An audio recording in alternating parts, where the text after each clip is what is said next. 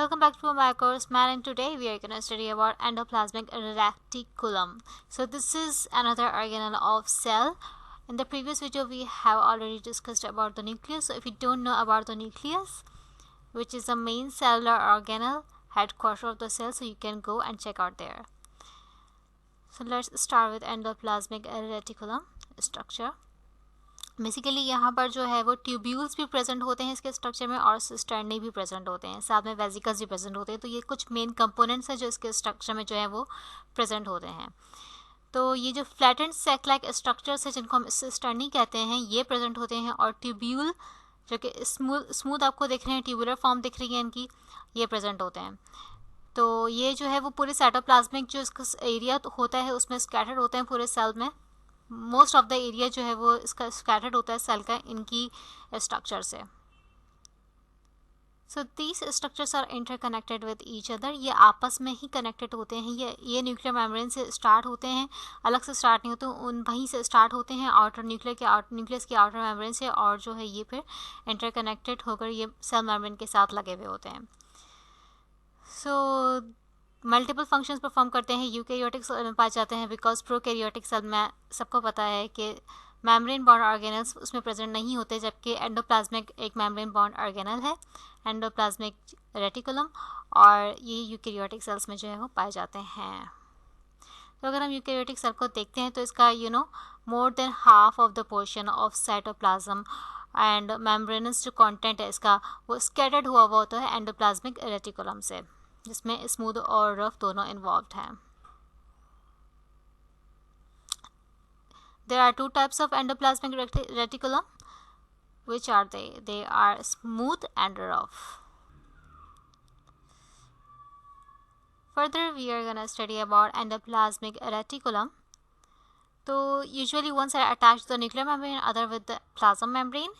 यानी कि बहुत सिंपल पॉइंट है कि एक साइड अटैच होती है इसकी न्यूक्लियर मेम्ब्रेन से और एक साइड अटैच होती है इसकी सेल मेम्ब्रेन से. And the endoplasmic reticulum system is particularly prominent in pancreatic beta cells that secrete insulin, hepatocytes यानी कि जो लिवर के सेल्स होते हैं, and they are specialised for protein secretion and detoxification and also take part for the synthesis of plasma membrane.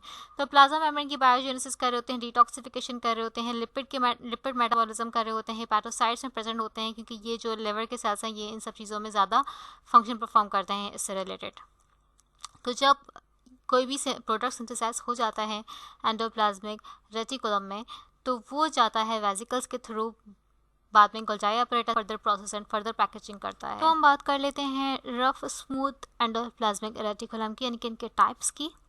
तो rough जो होते हैं वो रफ अफेयरेंस पेश कर रहे होते हैं, उसमें राइबोसोम्स अटैच होते हैं, यानी कि ग्रैन्युलर राइबोसोम्स, यानी कि ग्रैन्युलर फॉर्म जब राइबोसोम्स की अटैच होती है उसके ऊपर तो वो रफ दिख रहे होते हैं, इसलिए हम उसको रफ एंडोप्लाज्मिक रेटिकुलम कहते हैं. Like in this picture, in this diagram, it can be seen clearly.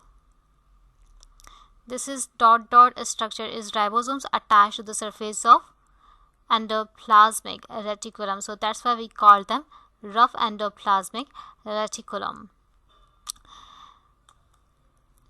An endoplasmic reticulum immediately adjacent to the cell nucleus, यानी कि ये जो rough endoplasmic reticulum की सीरीज है वो सेल के न्यूक्लियस से जो है वो शुरू हो रही होती है, वहाँ पर सेट होती है, वहाँ से अटैच होती है, और फिर ये कंटिन्यूस मेम्ब्रेन चलती है पूरे सेल में, स्कैटर्ड होती है एक तरह से. तो फर्दर अगर हम बात करते हैं स्मूथ एंडोप्लाज्मिक रेटिकुलम की, तो इनके जो अपीयरेंस होते हैं वो स्मूथ होते हैं. ये ट्यूबुलर लाइक स्ट्रक्चर्स होते हैं. यहाँ पर सिस्टर्नी के अलावा भी एक ट्यूबुलर लाइक स्ट्रक्चर होता है जो स्मूथ कहलाया जाता है बिकॉज इसमें राइबोसोम्स प्रेजेंट नहीं होते. ये स्मूथ अपीयरेंस हमें दे रहे होते हैं और इनके फंक्शंस भी डिफरेंट होते हैं. लाइक रफ एंडोप्लाज्मिक रेटिकुलम जो है वो प्रोटीन सिंथेसिस में मदद कर रहे होते हैं, और ये जो स्मूथ एंडोप्लाज्मिक रेटिकुलम जो है वो लिपिड सिंथेसिस में मदद कर रहे होते हैं, लिपिड मेटाबॉलिज्म में. इसके अलावा डिटॉक्सिफिकेशन कर रहे होते हैं हार्मफुल सब्सटेंसेस की. तो ये इनकी मेजर फंक्शंस हैं. स्टेरॉइड हार्मोन की सिंथेसिस में मदद कर रहे होते हैं, plus detoxification of drugs and harmful chemicals.